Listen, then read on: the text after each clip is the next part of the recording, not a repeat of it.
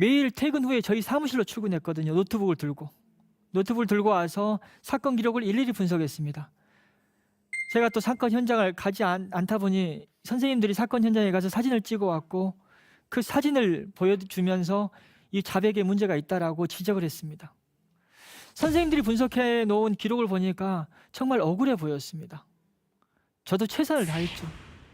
그때만 해도 저는 이 사건이 잘 되면 그래 7명의 자백을 무너뜨린 아주 의미 있는 사건으로 기록되겠구나라는 개인적인 욕심도 있었습니다.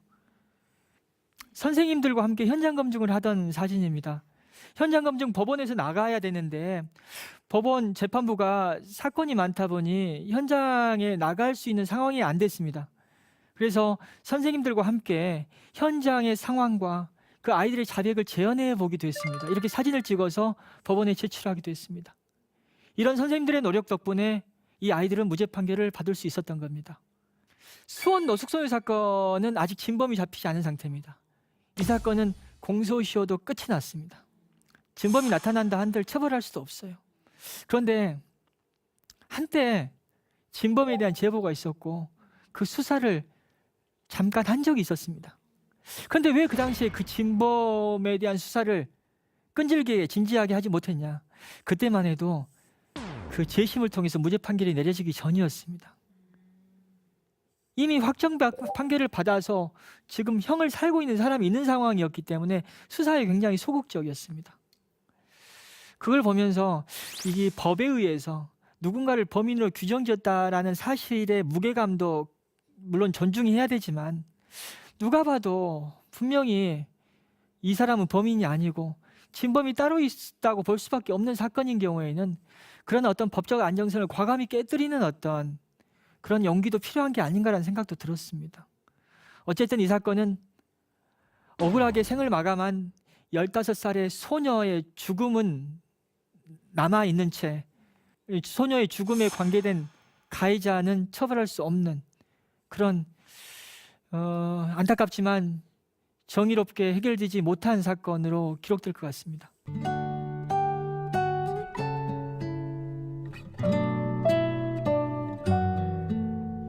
신영복 선생님 다들 아시죠? 감옥으로부터의 사색을 쓰신 분입니다. 저는 이런 분들한테 관심이 많습니다. 이분은 통일혁명당 사건으로 20년 20일 옥살이 하신 분입니다. 오랜 기간 옥살이 하셨죠. 그래서 이분이 쓰신 책, 그 감옥으로부터의 사색이라는 책은 굉장히 많은 분들에게 읽혀졌습니다. 이분이 쓴 책 중에 담론, 강이라는 책이 있는데요. 그 책의 내용 중에 이런 내용이 있습니다. 한 사회의 정체성을 판단할 때 그 판단의 기준이 뭐가 될 것인가? 빌딩이 많고 높은 소득이 있어야만 살기 좋은 사회라고 말할 수 있는 것인가? 그건 아니라고 봅니다. 힘없고 가난한 사람들, 억울한 사람들을 어떻게 우리가 잘 보살피고 함께 살아가는지 이게 중요한 기준이 되어야 되는 건 아닌가? 이게 좋은 사회를 평가할 수 있는 기준이 되어야 하는 게 아닌가라는 생각 갖고 있습니다. 저는 서두에 말씀드린 바와 같이 굉장히 방황을 많이 했습니다. 그리고 제가 방황을 한 데에는 저의 가정의 문제도 있었습니다. 저는 중학교 2학년 때 어머니가 돌아가셨거든요. 어머니 나이 39이었습니다. 그때부터 저는 방황을 했고 고등학교 3년을 저렇게 보냈던 겁니다.